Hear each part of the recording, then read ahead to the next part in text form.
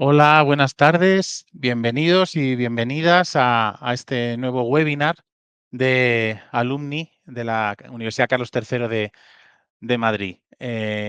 Antes que empecemos, ya os aviso que el webinar se está grabando. Se grabará también todos los comentarios que hagáis en el chat, que tenéis desde ya a vuestra disposición. Y nada, vamos a comenzar. Ya sabéis que vamos a tratar el tema de las elecciones estadounidenses bajo el título Estados Unidos 2024, claves de una elección histórica. Para ello vamos a contar con el profesor Robert M. Fishman. Hola Robert, ¿qué tal? Hola, muy buenas tardes y gracias por la invitación. Gracias a ti por atendernos. El profesor Fishman es politólogo, sociólogo, es experto en sistemas políticos, está especializado en el estudio de los sistemas ibéricos de Portugal y de España, pero por supuesto como ciudadano estadounidense y como investigador y docente muy destacado, es un experto en las elecciones de su país y por eso le hemos invitado y hemos tenido la suerte de que accediese. Ya sabéis que son unas elecciones, las elecciones estadounidenses siempre son importantes para todo el mundo, por ser una potencia mundial, por ser la potencia mundial de referencia para Europa, más en un contexto histórico tan complicado en el que Estados Unidos es protagonista, tanto en la guerra en Ucrania como como en Palestina, como Palestina-Israel. Pero además hay unos componentes internos que nos interesaban especialmente y para lo que hemos invitado al profesor Fishman. Ya no es solo un enfrentamiento entre demócratas y republicanos, sino que estamos hablando casi de modelos o de romper el modelo, y queremos saber si en Estados Unidos dentro se percibe así, si hay una crisis o un enfrentamiento tan polarizado como lo estamos viviendo.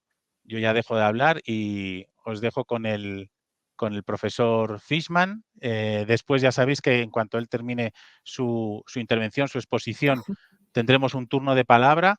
A través del chat de preguntas que el profesor Fishman irá contestando. Podéis desde ya escribirlas, cualquier cosa que necesitéis, que queráis. Y nada, os dejo con el profesor Fishman. Muchísimas gracias, Agustín. Muchísimas gracias a la oficina Alumni y es para mí un placer compartir este momento con estudiantes y sobre todo ex estudiantes de esta excelente universidad.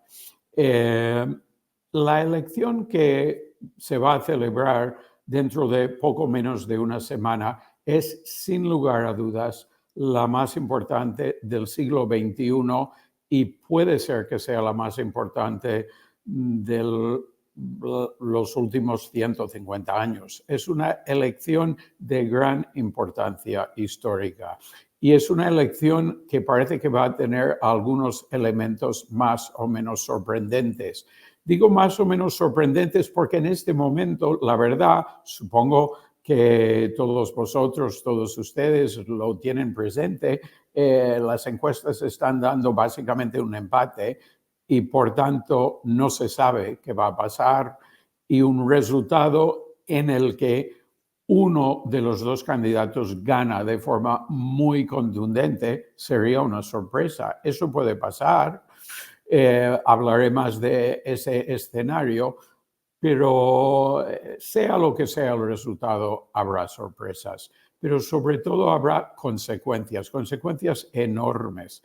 El modelo que está defendiendo en este momento el expresidente Donald Trump es un modelo ya algo diferente de lo que defendía durante su primera presidencia. Por un lado, defiende que ganó una elección que todo el mundo sabe que perdió hace 4 años, defiende un incremento en los aranceles muchísimo mayor de lo que propuso en su primera presidencia, ha llegado a sugerir la posibilidad de eliminar el impuesto sobre la renta y en varios otros elementos, entre ellos la propuesta de la expulsión de más de 1 millón de inmigrantes del país, está claro que la elección de Donald Trump representaría una ruptura de modelo. También lo sería para el mundo entero. ¿Por qué? ¿En qué sentido? Primero, en el tema del cambio climático, Trump es un escéptico sobre el consenso científico. Él dice que esto es básicamente un engaño y no quiere hacer básicamente nada. Teniendo en cuenta que la economía de Estados Unidos es la más importante del mundo, el impacto en todas las políticas internacionales sobre el cambio climático sería enorme. Lo mismo se puede decir de las alianzas militares y económicas mundiales. Trump se encuentra muy a gusto con varios dictadores, dictadores tanto de derechas como de izquierdas, parece que le da más o menos igual, y en parte por esta razón hay un consenso contra Trump en un determinado sector de la población, que es la población, lo voy a decir aquí, en una universidad de más estudios. Y entre los estadounidenses que tienen estudios de universidad, hay una mayoría muy clara, según todas las encuestas, a favor de la otra candidatura, la de Kamala Harris. Pero no sabemos, no sabe nadie lo que va a suceder. Me gustaría hablar, antes de entrar en el porqué de la posibilidad de que puede volver Donald Trump a la presidencia, me gustaría hablar un poquito del lado histórico de esta elección. Y hay dos aspectos del contenido o las implicaciones históricas que me gustaría señalar rápidamente, aunque probablemente están ustedes al tanto de estos dos puntos. El primero es que solo en una ocasión en toda la historia de Estados Unidos ha vuelto a la Casa Blanca un expresidente que había perdido una elección anteriormente. Y se trata de Martin Van Buren, y Martin Van Buren que perdió se trata de otro, de Grover Cleveland. Y Martin Van Buren intentó volver a la presidencia, pero no tuvo éxito. Y el único que sí ha vuelto a la presidencia fue Grover Cleveland, que en el año 1892 ganó una elección después de haber perdido otra elección siendo presidente en el año 1888. En varias ocasiones, expresidentes han intentado volver a la Casa Blanca, típicamente han fracasado. El único que tuvo éxito fue Grover Cleveland. En parte por esta razón, todos los modelos y teorías científicas de politólogos, realmente no nos ofrecen muchos instrumentos para entender y hacer previsiones sobre una elección de este tipo. Luego, por otro lado, es obvio que Kamala Harris sería la primera mujer presidenta de Estados Unidos y la segunda persona negra presidente de Estados Unidos. Y la primera persona de ascendencia asiática, presidente de Estados Unidos. Entonces, habrá un lado histórico, tanto en un sentido como en otro, gane quien gane. Pero, por otro lado, habría que decir que una segunda presidencia de Donald Trump muy probablemente sería muy diferente de la primera presidencia de Trump. Hay básicamente dos puntos de vista sobre la posibilidad de que vuelva Trump a la Casa Blanca. Un punto de vista alega o defiende la idea de que tampoco pasaría mucha cosa, ya ha sido presidente, el mundo y Estados Unidos y la democracia, todo sobrevivió 4 años con Trump y defienden que sería más o menos igual.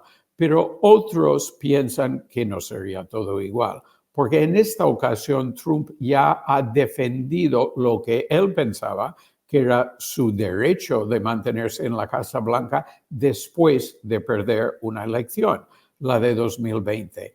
No hay precedente en toda la historia de Estados Unidos para eso. En el primer momento parecía que ese intento de Trump de mantenerse en la Casa Blanca después de perder una elección le iba a dejar fuera de consideración en futuras elecciones.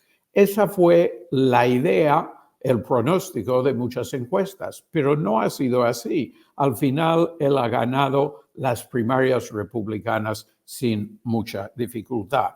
Y luego, por otro lado, el Tribunal Supremo de Estados Unidos, que sería más o menos equivalente al Tribunal Constitucional español, ha decidido durante el último año que un presidente en Estados Unidos tiene inmunidad a la ley. Puede hacer cosas ilegales sin que se le aplique la ley, siempre que se trata de su trabajo como presidente.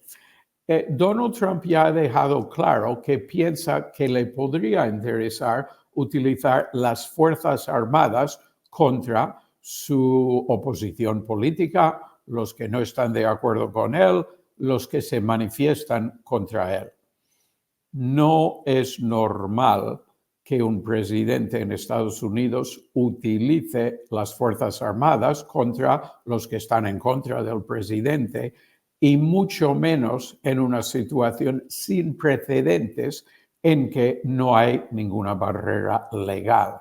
Es más, en su primera presidencia, Donald Trump tuvo un vicepresidente, por cierto, muy conservador, a la derecha de él en términos convencionales, pero que creía claramente en la Constitución y que se negaba a hacer algunas cosas que le pedía Trump.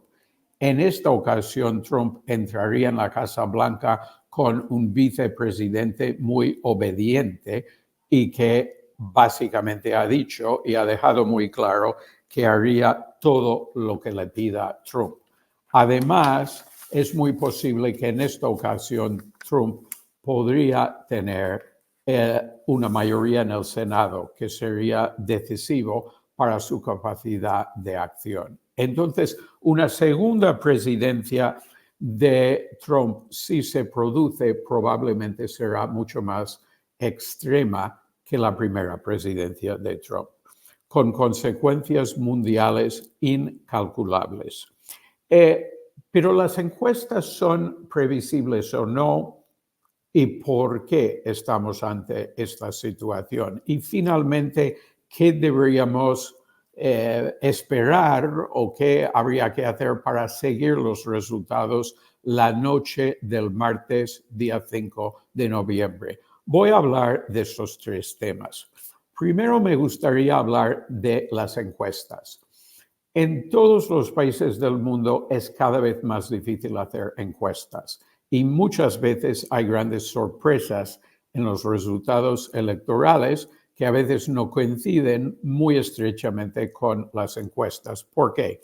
Básicamente porque la tasa de respuesta a los encuestadores se ha reducido muchísimo.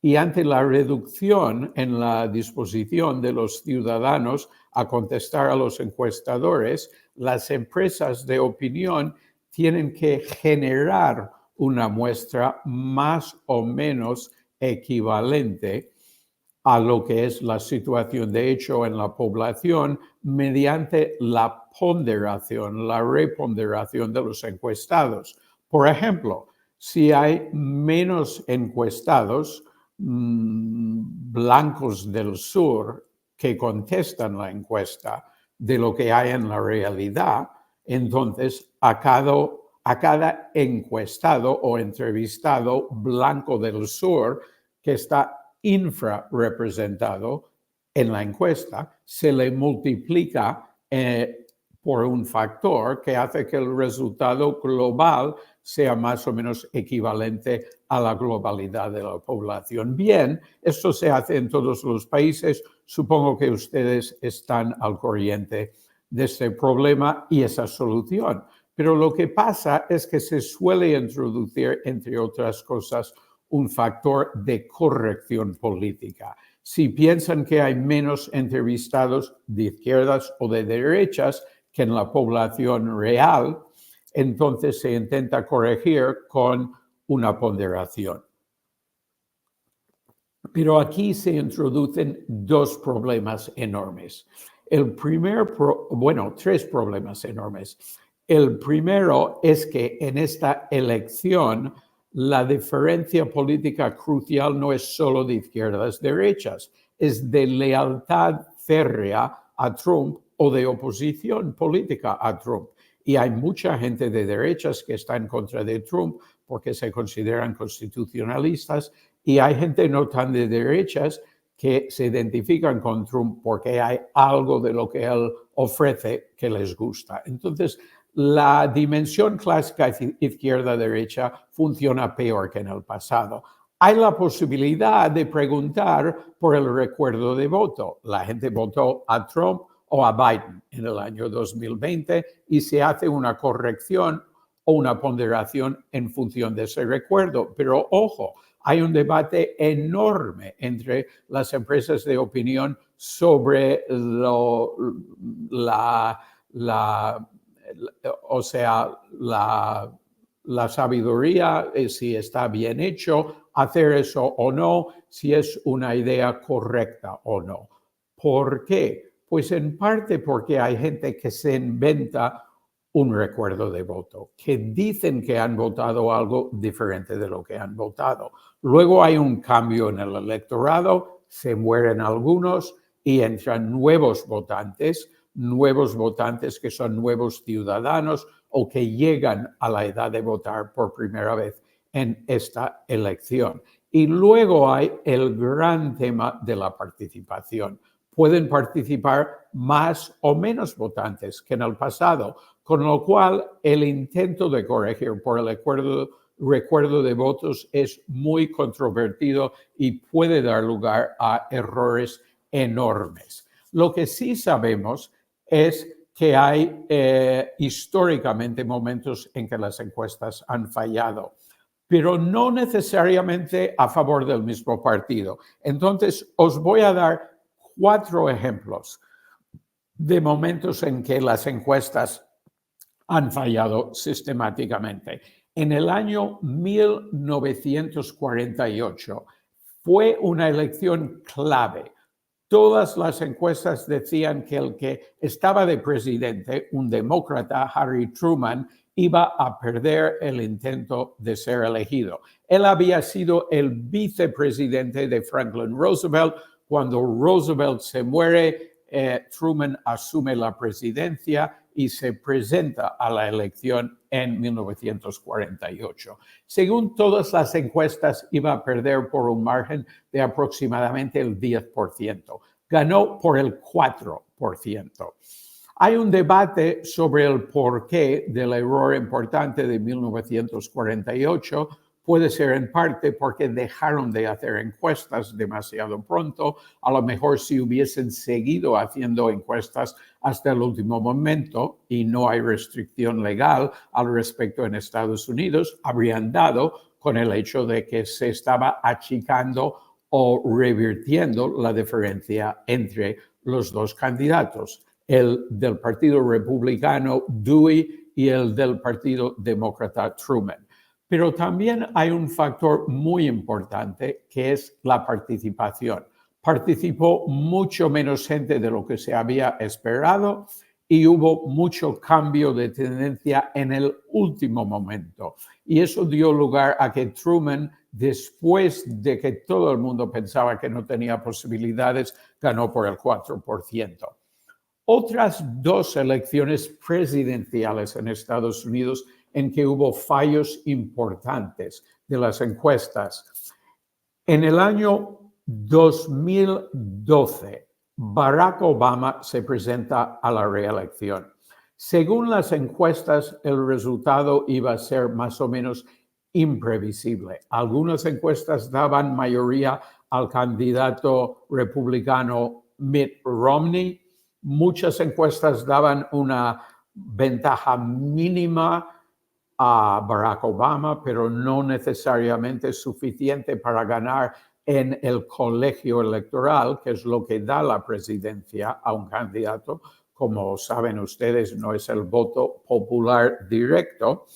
Y al final, Obama ganó por un poquito más del 4% de los votos y por un margen muy claro en el colegio electoral. Las encuestas preelectorales habían dado una ventaja a Obama de un 1% más o menos.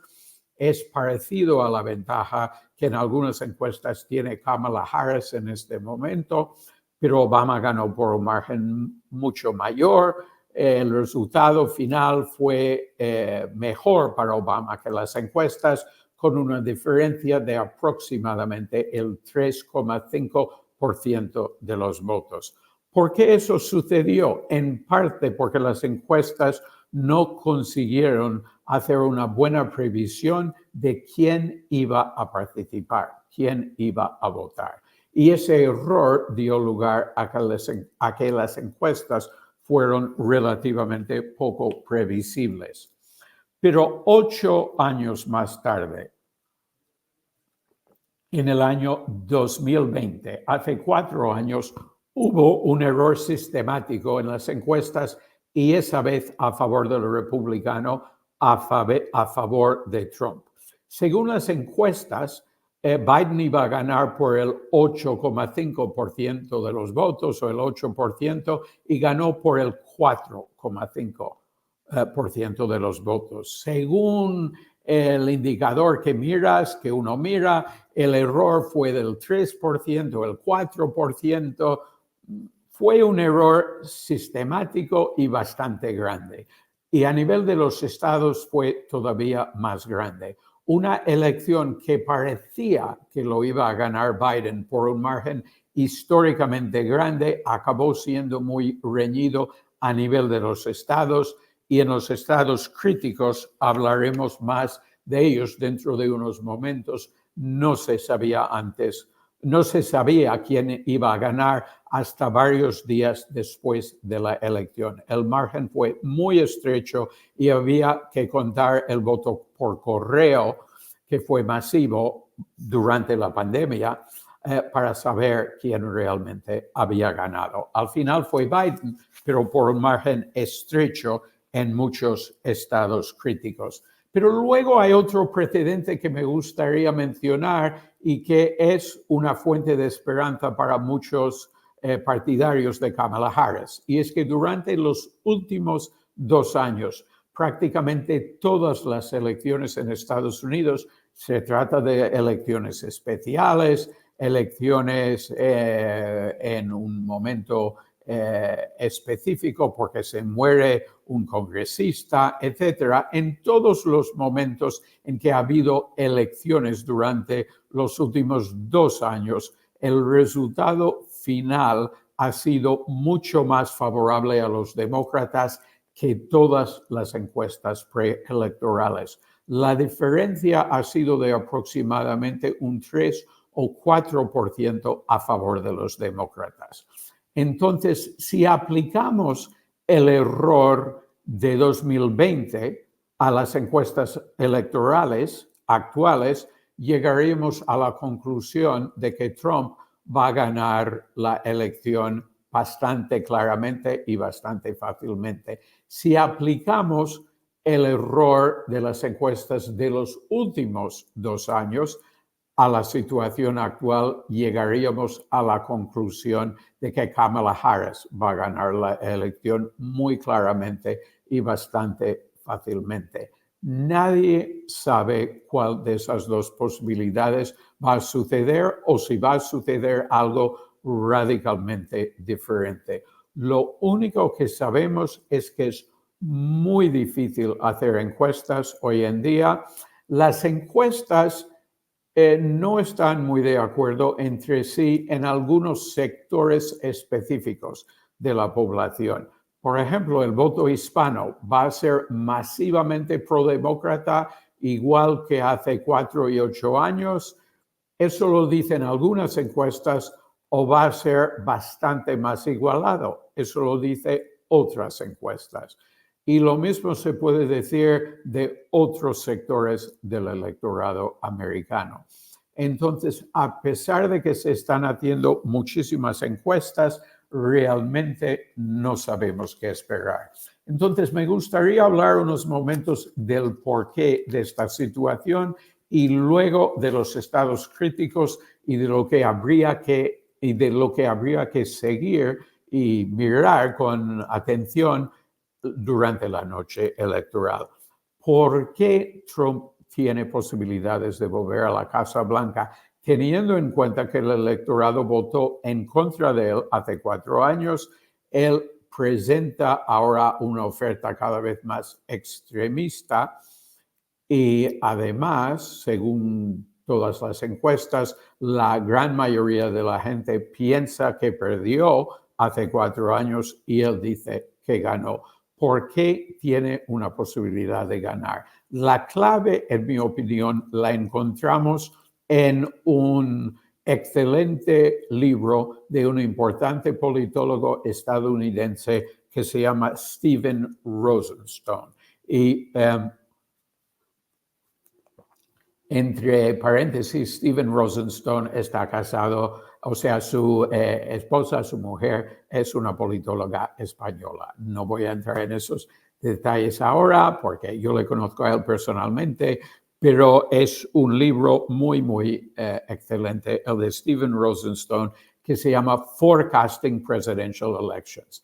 Y Rosenstone nos ofrece claves para hacer previsiones sobre los resultados electorales, incluso a nivel de Estado.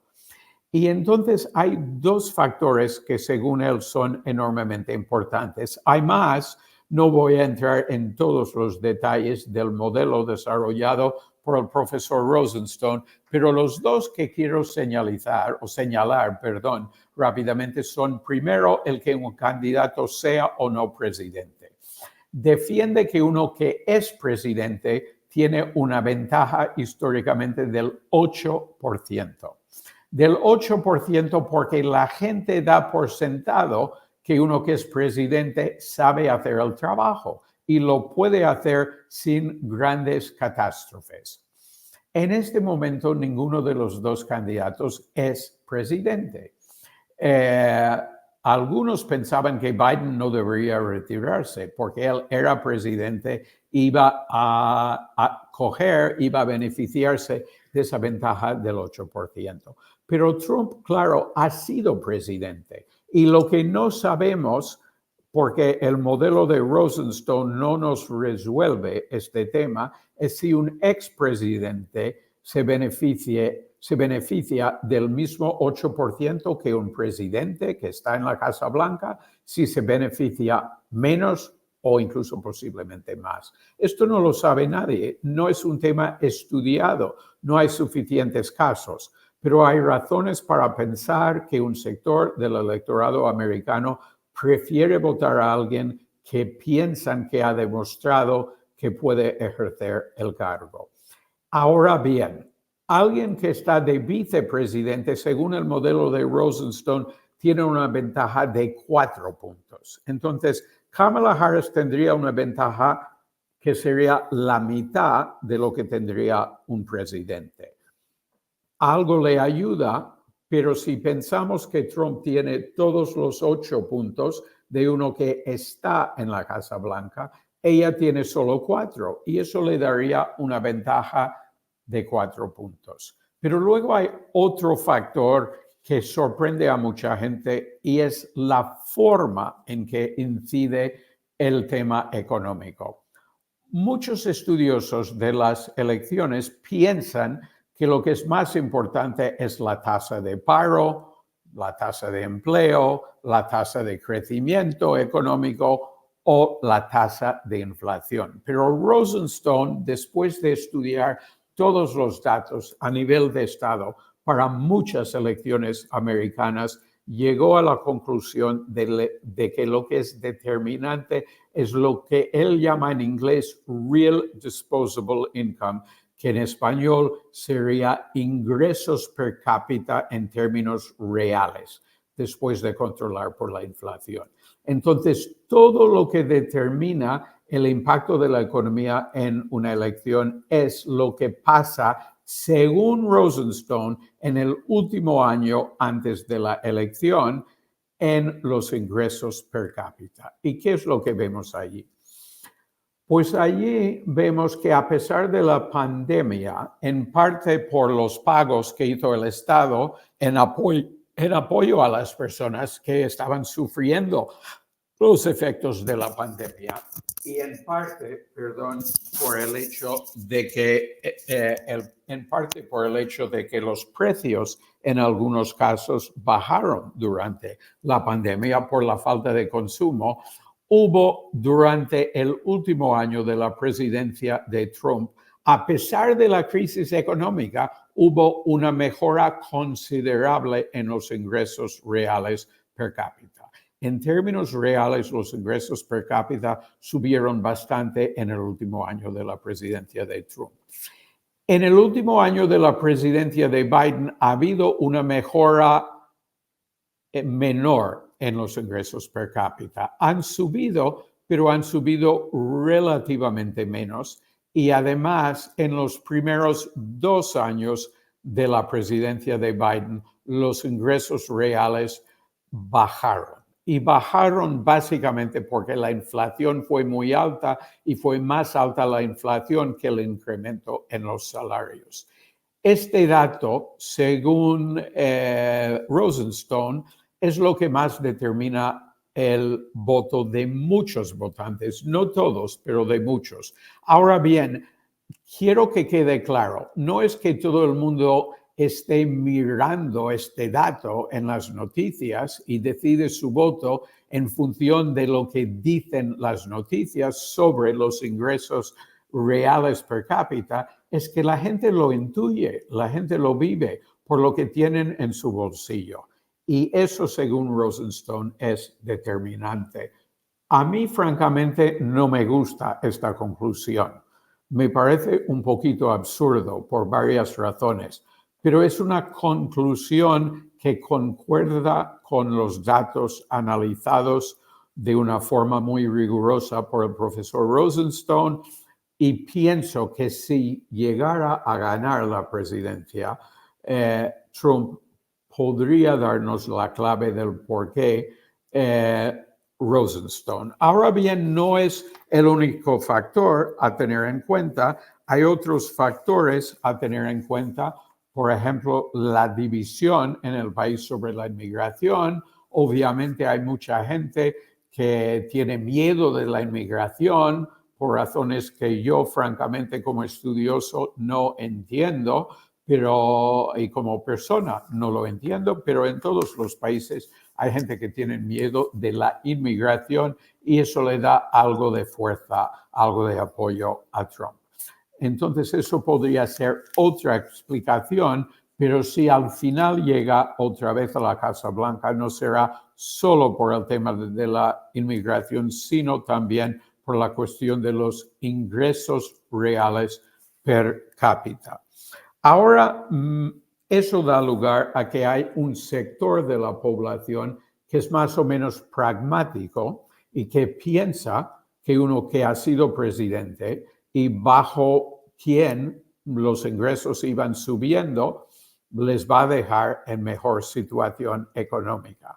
Y eso es lo que le puede ayudar a Trump. Habiendo dicho eso, hay muchas razones para pensar que probablemente va a ganar Kamala Harris.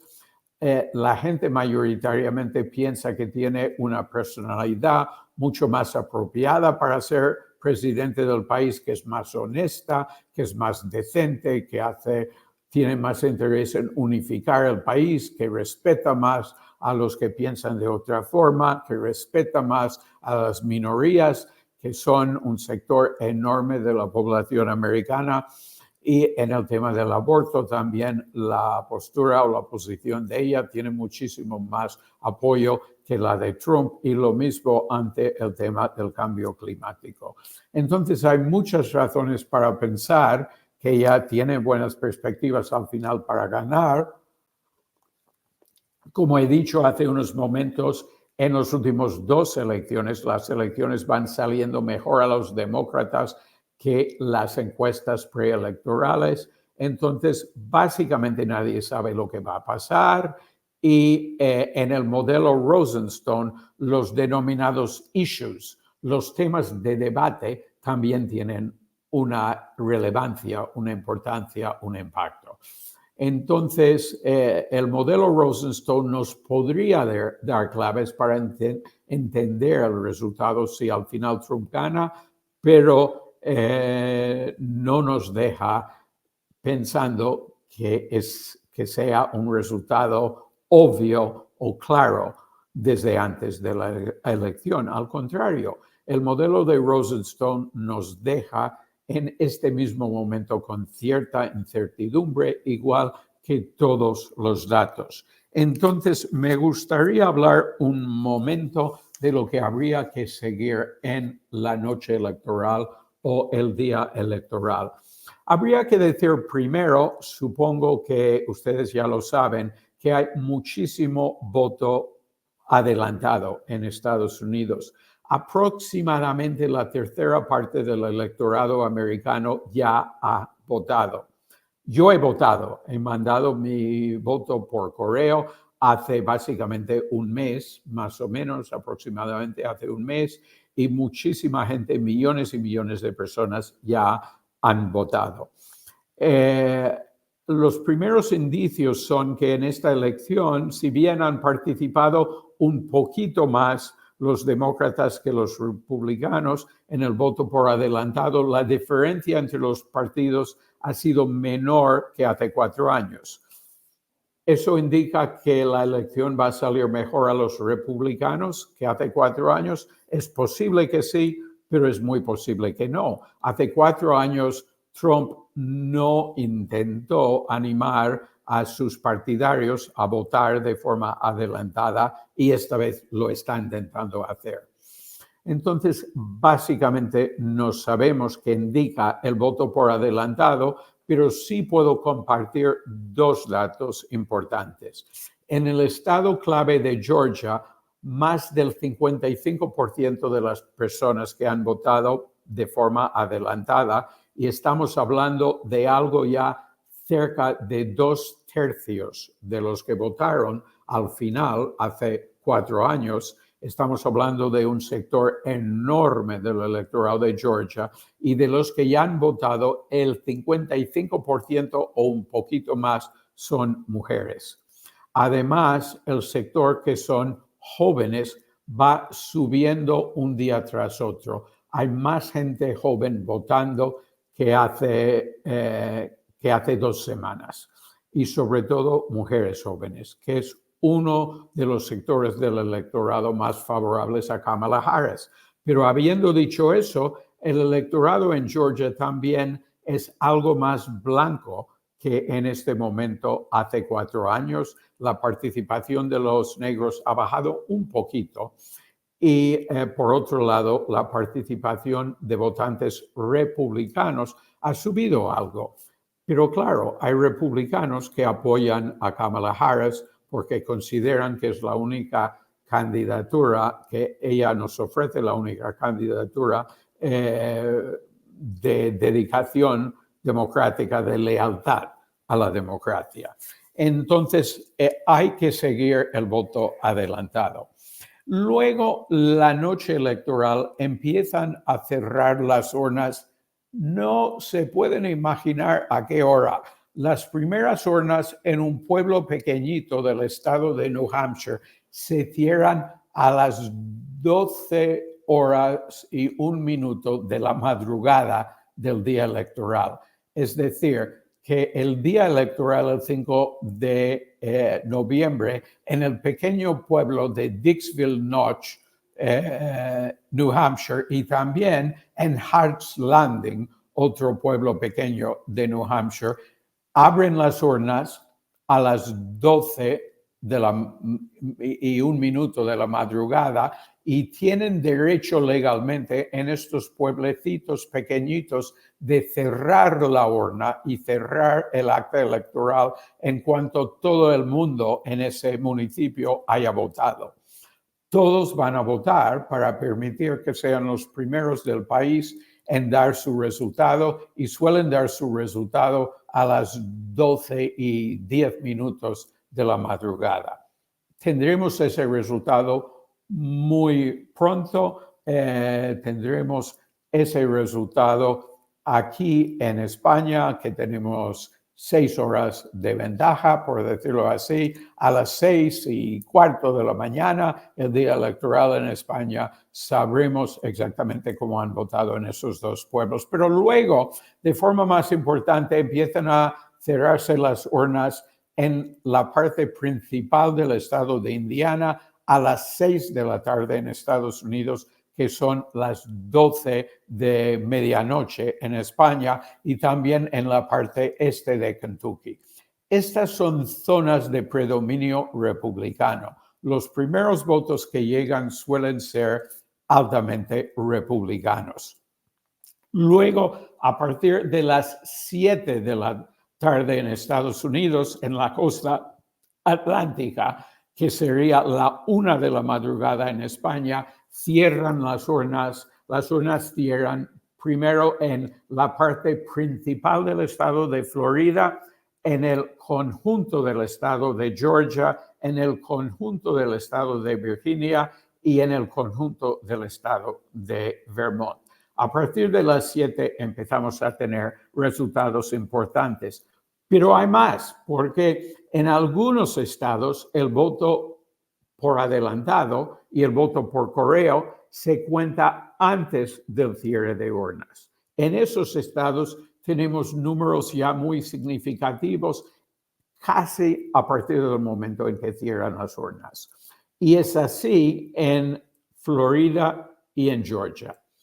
Pero en cambio, en uno de los estados claves, en Pensilvania, pasa justamente lo contrario. Y el voto por correo suele contarse solo una vez se hayan cerrado las urnas, una vez los colegios electorales han cerrado sus puertas. Entonces, en Pensilvania, el voto por correo, que suele ser fuertemente demócrata, solo se cuenta cuando ya llevan tiempo contando los votos del día electoral. Y por esa razón, hace 4 años, la mayoría de Biden en Pensilvania solo se podía constatar y demostrar algunos días después de la elección, porque tardaron mucho tiempo en contar los votos por correo. Ahora bien, me gustaría hablar muy rápidamente de los estados claves. Algunos de ustedes lo habrán leído en la prensa o lo habrán visto en algún canal de televisión de España o incluso de Estados Unidos, CNN o tal, pero me gustaría simplemente mencionarlos y decir 4 palabras sobre estos estados. Luego cierro mi intervención y podemos pasar a un coloquio, debate, preguntas, discusión, lo que les interesa a ustedes. Entonces, los estados claves incluyen Michigan. Michigan lo ganó Biden por el 2,5%. Hace 4 años fue de los estados más fuertemente demócratas de los críticos. Wisconsin, que Biden ganó por un margen muy estrecho. Ojo, una diferencia importante, hay muchos más negros en Michigan que en Wisconsin, y Michigan también es el estado que tiene la minoría palestina y árabe más importante de Estados Unidos. Es un electorado que había sido muy prodemócrata en Estados Unidos, tanto el electorado islámico y palestino como judío había sido típicamente, históricamente muy demócrata. La guerra en Gaza ha producido problemas para Joe Biden por razones obvias y por tanto también para Kamala Harris con el electorado palestino, Podríamos hablar más de eso si ustedes quieren. Nadie sabe exactamente cómo va a votar ese sector de la población en Michigan, pero también habría que decir que Trump había sido partidario de la prohibición de la inmigración desde países islámicos, ha tenido históricamente una relación estrecha con el primer ministro israelí Netanyahu, y no está nada claro lo que va a pasar con ese electorado en el estado de Michigan. Entonces tenemos Michigan, Wisconsin, North Carolina. De los estados denominados ahora como críticos, es el único que ha votado hace 4 años a favor de Trump. Pero muchas encuestas dicen que Kamala Harris tiene posibilidades muy reales de ganar en North Carolina. No lo sabe nadie. Veremos la noche electoral. Nadie sabe qué va a pasar en North Carolina. Algunas encuestas le dan buenas perspectivas a Kamala Harris. Hace 4 años Biden perdió ese estado por el 1,4% aproximadamente. De los estados que Biden perdió, fue el que perdió por el margen menor de votos. Luego tenemos el estado de Georgia, también del sur, donde Biden ganó por el 0,3% de los votos o menos. Fue una victoria muy estrecha. También ganó Biden en Pensilvania, había sido su estado natal, por tanto tenía una cierta ventaja allí por haber nacido en ese estado. Esa ventaja no lo tiene Kamala Harris y por tanto, en principio, empezamos la elección desde una posición igualada entre los dos candidatos. Nadie sabe lo que va a pasar en Pensilvania. De todos los estados críticos, es el más grande. Tiene 19 votos electorales de los 270 necesarios para ser elegido presidente. Luego hay el estado de Arizona con 11 votos electorales. La mayoría de las encuestas le dan una ligera ventaja a Trump, pero últimamente hay algunas que dan la ventaja a Biden. Hay muchos hispanos en este estado y hay muchos mormones, que es un grupo religioso que ha sido típicamente republicano, pero que incluye mucha gente muy crítica con Trump. Y finalmente, el estado de Nevada, el famoso estado de Las Vegas, el centro de los casinos, y allí nadie sabe qué esperar. Y las encuestas dicen de todo y además son muy poco previsibles. En ese estado es de los estados más fuertemente sindicalizados en Estados Unidos. Los sindicatos están trabajando con uñas y dientes a favor de Kamala Harris porque Trump fue un presidente muy antisindical, pero él intenta con una plataforma y un discurso que a veces se llama populista, intenta conseguir votos de trabajadores sindicalizados. Entonces, esos son los estados críticos. Habrá mucho que seguir la noche electoral. No les puedo decir si vamos a saber algo firme durante la noche del día 5, la mañana del día 6 o solo algunas semanas más tarde. No lo sabe nadie. Lo único que les puedo decir es que según las noticias que me llegan desde Estados Unidos, la mayoría, no solo de la gente de fe religiosa, sino de los ateos, también están rezando. No les digo nada más. Es un placer compartir estas ideas con ustedes y podemos ya entrar en coloquio, comentario, preguntas, lo que les pueda interesar. Muchas gracias. Muchísimas gracias, profesor. Interesantísimo y además se queda abierto muchos temas. Ha habido en los comentarios, en el chat ya tenemos algunas cuestiones que querían compartir. Cuando has empezado con esa decisión del Tribunal Supremo de Estados Unidos de que un presidente en el ejercicio no es imputable, ¿no? Pregunta Álvaro Pérez Asensio. O sea, ¿un presidente puede ser corrupto con impunidad en Estados Unidos?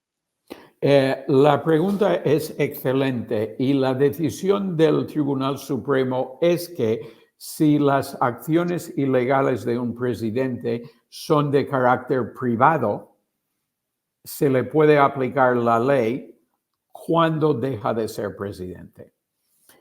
Pero si los actos que son ilegales tienen que ver con el ejercicio de sus funciones de presidente, no se le puede aplicar la ley. Y entonces, allí hay una nota de ambigüedad. Pongamos que el presidente diga a las Fuerzas Armadas que utilicen la fuerza para reprimir una manifestación legal y pacífica. Eso realmente sería ilegal. Pero si lo hace diciendo que lo está haciendo por razones que tienen que ver con el ejercicio de su poder presidencial, podría alegar que no le pueden imputar en el futuro, incluso cuando deja de ser presidente. Siendo presidente no le pueden imputar en cualquier caso. Solo le pueden hacer lo que llamamos un impeachment, que es una acusación que podría llegar a que se le eche de la Casa Blanca. Pero eso es muy difícil porque requiere primero una acusación mayoritaria en la Cámara de Representantes y luego un voto de 2/3 del Senado.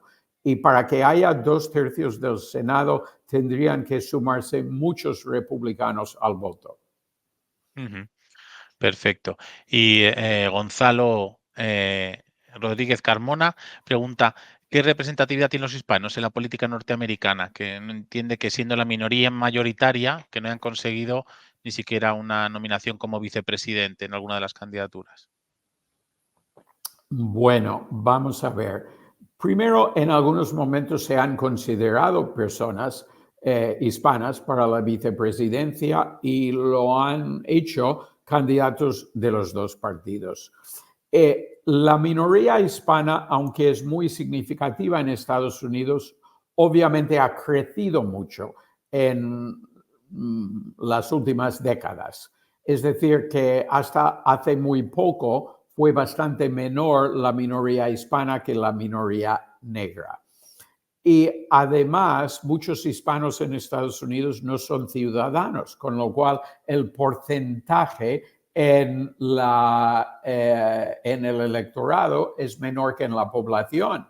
Pero en general, lo que puntualiza, lo que señala la pregunta de Gonzalo, es que Estados Unidos es un país que históricamente, de facto, ha tenido varios tipos de exclusión. Vamos a pensar un momento en dos otros tipos de exclusión. Uno de tipo religioso.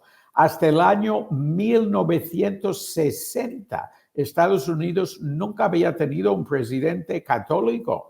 Estados Unidos tiene una población católica muy importante, pero hasta el año 1960 todos los presidentes habían sido protestantes. Por tanto, había habido una exclusión de los católicos. No son solo los hispanos. Luego podríamos pensar en la minoría judía o musulmana, y se trata en los dos casos de minorías del 2 o 3% del país. Podríamos decir que es un sector muy pequeño y por qué debería aspirar a tener representación en la presidencia, pero Francia y otros países han tenido primer ministros y presidentes que no son cristianos, que son de las minorías no cristianas que existen en casi todos los países de Occidente. Estados Unidos no. Entonces, Estados Unidos es un país que en una cosa tras otra ha tenido varias exclusiones. La excepción a esa pauta de exclusiones históricas obviamente ha sido la presidencia de Barack Obama. Pero aparte de la presidencia de Barack Obama, hemos tenido muchas exclusiones. Ya hemos tenido dos presidentes católicos, primero John Kennedy y luego Joe Biden. Entonces, esa exclusión ya es un tema histórico.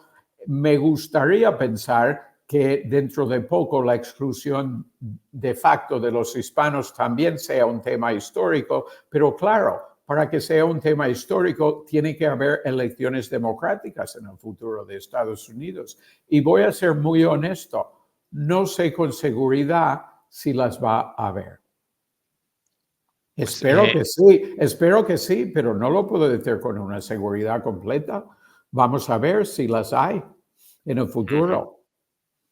Pues pregunta Hasnal Harty, ¿cómo asegurar, bueno, tiene que ver, claro, cómo asegurarse de que no vuelva a haber acusaciones de elecciones trucadas, que llevaría a eso, a poner en cuestión todo el sistema, como todo es ilegítimo, con lo cual solo es legítimo lo que dijese en este caso parece el candidato Trump? Bueno, yo creo que lo ha dejado muy claro Trump, que solo considera legítimo un resultado en el que gana, con lo cual tenemos básicamente la certidumbre de que él va a cuestionar el resultado si gana Kamala Harris. Ahora, su ubicación en el sistema, por un lado, es menos fuerte que en el año 2020, pero por otro lado un poco más fuerte. Al no tener la presidencia de la Casa Blanca, lo tendría más difícil para imponer una presidencia suya si pierde la elección. Pero por otro lado, el sistema americano se basa en una constitución casi predemocrática. Es decir, la constitución americana se redacta antes de que el país fuera totalmente demócrata. Y el colegio electoral inicialmente no se iba a basar en el voto popular de los ciudadanos, sino en decisiones de los parlamentos o legislatures, decimos en inglés, a nivel de los estados. El sistema inicialmente estaba diseñado constitucionalmente para ser muy indirecto, con lo cual él tiene formas de intentar contestar el resultado mediante sus apoyos, sus partidarios a nivel de los estados. Y esto es lo que habrá que seguir. Y si es muy posible que después de la noche electoral entremos en un periodo de mucha tensión e incertidumbre. Espero que gane Kamala Harris de una forma muy contundente. Creo, honestamente, no tengo ninguna dificultad en decirlo, que para todo el mundo es de lejos el mejor resultado posible. Y lo digo honestamente, no solo para mis amigos de izquierdas o de centro, pero también para mis amigos de derechas. Para todo el mundo que cree en la democracia, creo que la victoria de Kamala Harris es claramente el mejor resultado posible. Pero nadie sabe lo que van a votar los ciudadanos. Es así un sistema democrático. Pero la incertidumbre no se limite a la noche electoral, sino que va a seguir después, exactamente como señala esta pregunta. Muy bien. Miguel Hillera, que si cree usted que con el crecimiento y la tendencia que están teniendo los suburbs de personas blancas con estudios hacia los demócratas, se pueden convertir estados como Kansas o Texas en estados clave en próximas elecciones, si hay ese cambio demográfico. Es una excelente pregunta. Acabo de ver hace pocos días una encuesta en Kansas que dice que ese estado, que históricamente ha sido fuertemente republicano, ahora es pro-republicano, pero por un margen muy reducido. Entonces, podría haber incluso en esta elección alguna gran sorpresa del tipo que señala Miguel en esta pregunta. En este mismo momento, los 3 estados que según las encuestas podrían dar las mejores sorpresas para los demócratas, es decir, estados donde se pensaba que no tenían posibilidades, pero que les pueden salir mejor en las elecciones que en las encuestas preelectorales, podrían incluir, como señala Miguel, Kansas y Texas y posiblemente Iowa también. Algunos dicen Florida, hay cierto desacuerdo sobre lo que va a pasar allí. Entonces, sí, efectivamente, la geografía electoral va cambiando constantemente. Hace pocos años, los estados críticos en Estados Unidos que decidían el resultado de las elecciones eran Florida y Ohio. Y esta vez parece que Trump tiene una ventaja clara tanto en Ohio como en Florida. Y en cambio hay otros estados históricamente republicanos donde los demócratas tienen posibilidades de verdad.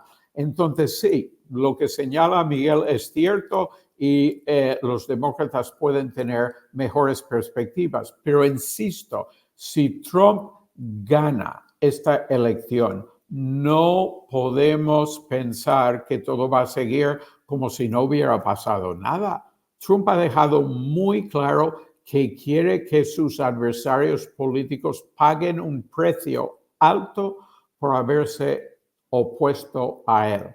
Incluye a sus adversarios en la prensa, en el sistema político y en otros lugares. Esa es la realidad. No es una que yo hubiera preferido, pero es lo que él dice. Muy bien.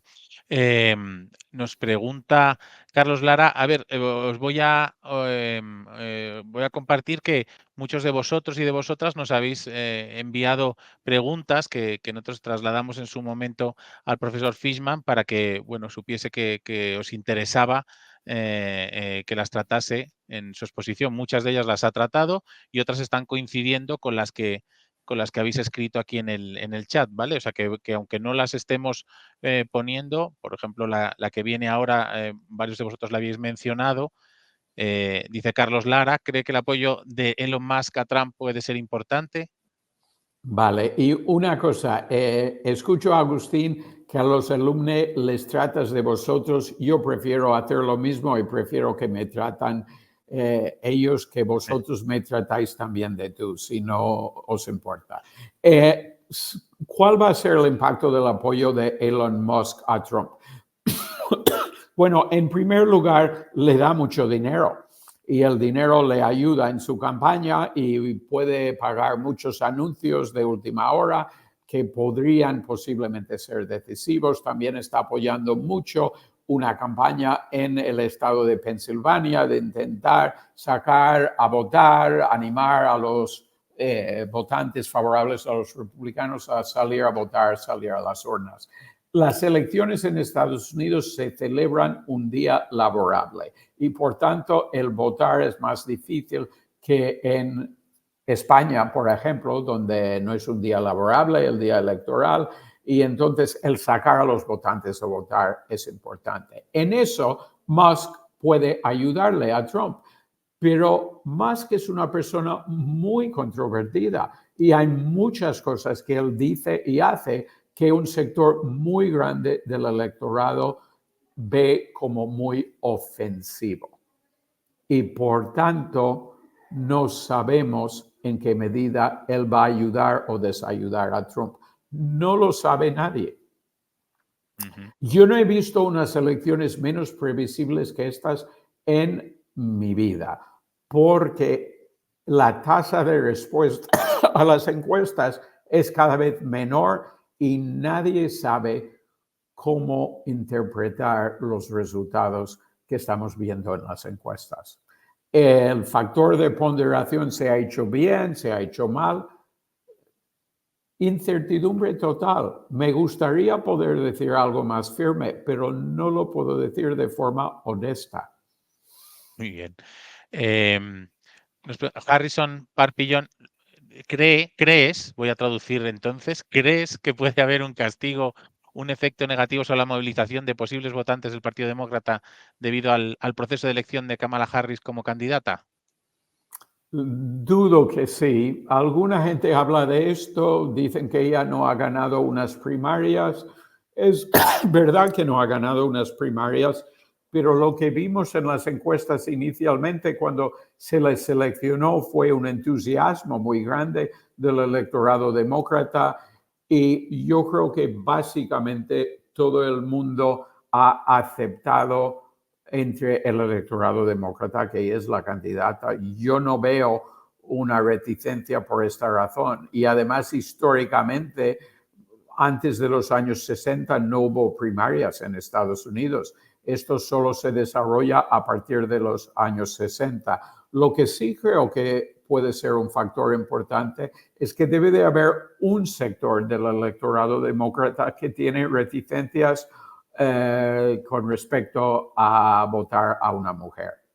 No me gusta decirlo, no entiendo muy fácilmente este tipo de reticencia, pero según todos los indicios hay un sector pequeño de la población que tiene esa reticencia. Claro, hay otros que votarán con entusiasmo a ella precisamente porque es una mujer. ¿Cuál es la correlación entre los votos ganados y perdidos? Pero no creo que acabe perdiendo muchos votos por el hecho de que fuera seleccionada sin primarias. No hubo tiempo para hacerlo de otra forma cuando renunció Biden. Ajá. Había una pregunta que se repetía de las que habían sugerido los participantes cuando se registraron, y era, igual que el papel de Elon Musk, por ejemplo, el papel del lobby del complejo militar industrial estadounidense, que además ahora está en pleno desarrollo, ¿no? con tanta actividad bélica, como eufemismo, claro. Bueno, aquí tenemos un tema muy complejo. En términos generales, Kamala Harris es una candidata más pacifista o más favorable a la negociación que Trump, y Trump es uno que parece más favorable al uso de la fuerza, etc. Pero luego, por otro lado, en la práctica, Trump negociaba con todo el mundo, incluido con Corea del Norte, etcétera. Y hay un elemento de la presidencia de Biden, no en la retirada de Afganistán, pero sí en otras guerras en que se le puede acusar de ser más belicista.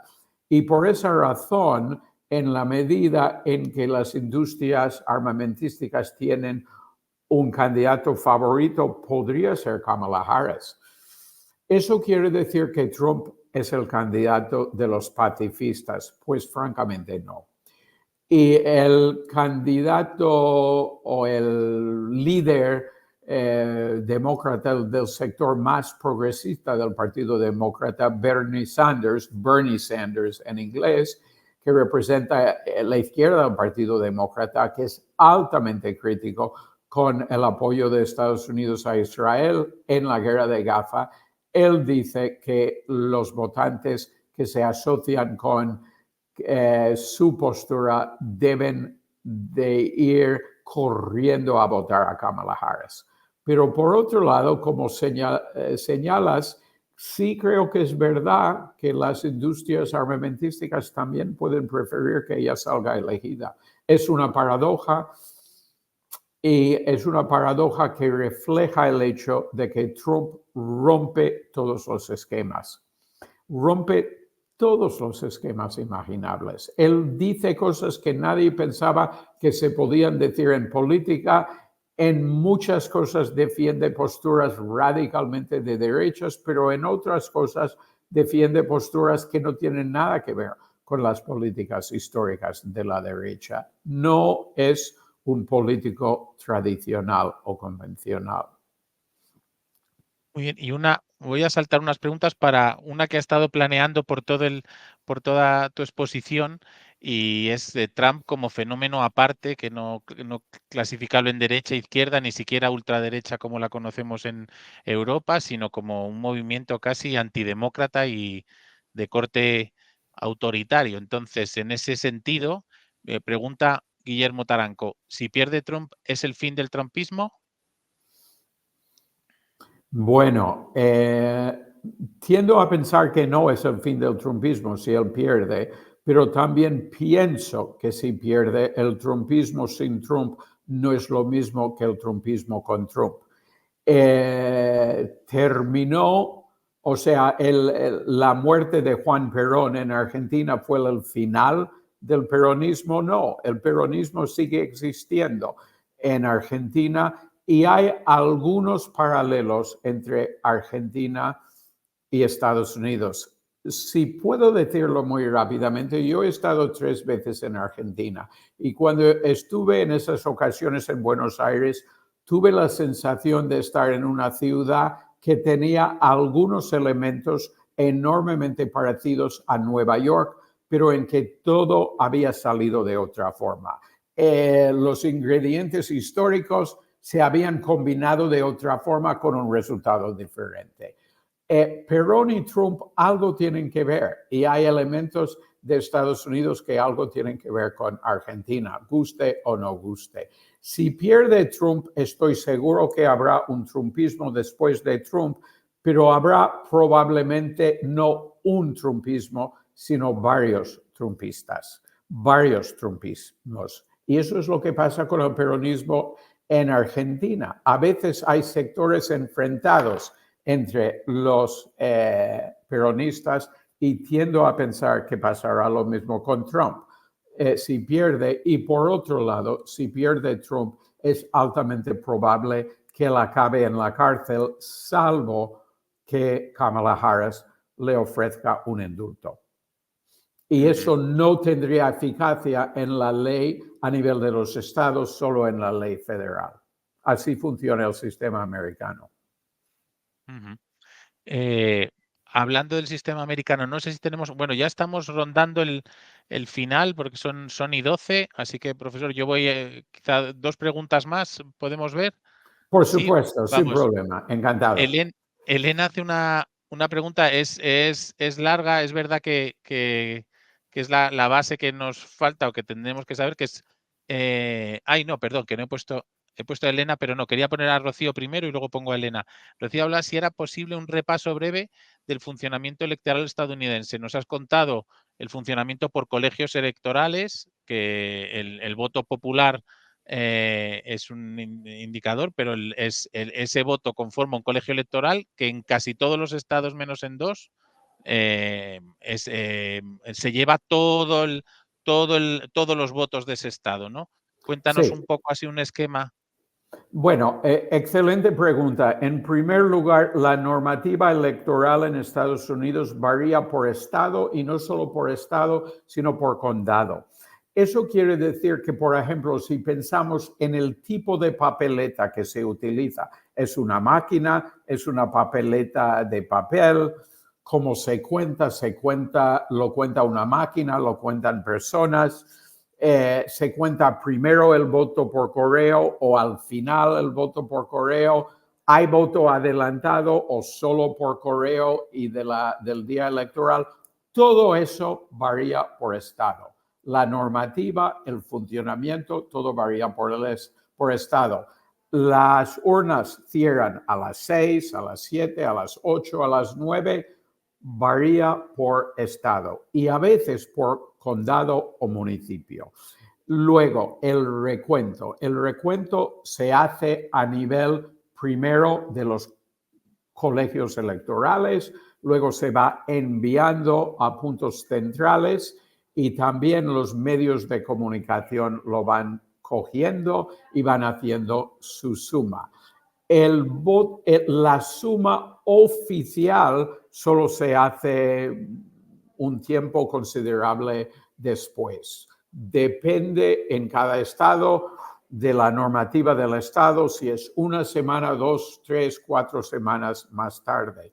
Y a veces el Parlamento del estado, la State Legislature, puede tener un papel o algún consejo electoral puede tener un papel en dar el visto bueno o no dar el visto bueno al cálculo, a la suma, al resultado electoral. Todo varía por estado. Estados Unidos es un país muy descentralizado en el funcionamiento del sistema electoral. Ahora bien, en todos los estados, salvo Nebraska y Maine, todos los votos electorales van al candidato o la candidata que tiene la mayoría de votos en ese estado. Si uno gana un estado por 10 votos, coge todos los votos electorales. Si gana por 2 millones de votos, saca todos los votos electorales. Da igual el margen de victoria. Y luego el Senado. El Senado se elige en una elección dentro de cada estado y cada estado puede optar a favor de un sistema de una sola vuelta o de 2 vueltas. La inmensa mayoría de los estados tienen una sola vuelta, pero hay algún estado que tiene 2 vueltas, pero muy mayoritariamente hay una sola vuelta y el candidato más votado gana para el Senado y también para la Cámara de Representantes. Además, tendría que decir que cada estado tiene 2 estados. Tenga el estado 1 millón de habitantes o 39 millones de habitantes, da igual. El estado de Alaska tiene el mismo número de senadores que el estado de California. Ajá, perfecto. Y Elena, ahora sí, Elena habla de que, bueno, comentando ese programa de Trump que se aventura más autoritario aún, que habría suficientes barreras institucionales para pararlo, incluso el ejército, para evitar un deterioro de la democracia. ¿Lo decidiría alguno de esos poderes, el poder judicial, que hay un deterioro severo de la democracia? ¿Sería capaz, si lo detecta, de parar a ese presidente actuando en contra de la democracia? La pregunta es excelente. Voy a ser honesto.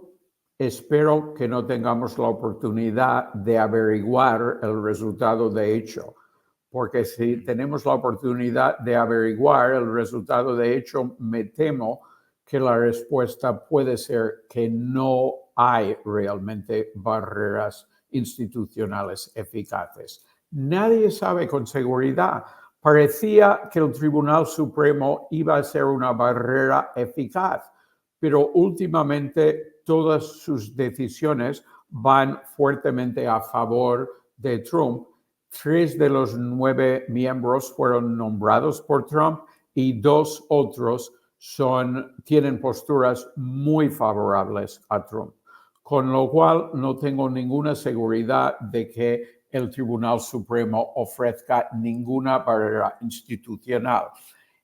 Las Fuerzas Armadas, en principio, estoy seguro que preferirían no seguir un mandato, una orden anticonstitucional de Trump.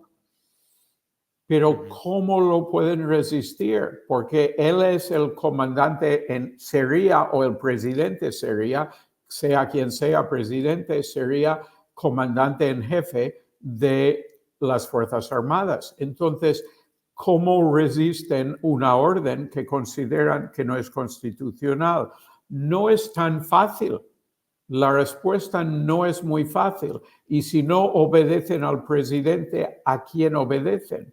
Y si actúan las Fuerzas Armadas por su propia iniciativa, en ese momento, ¿cuál es el sistema?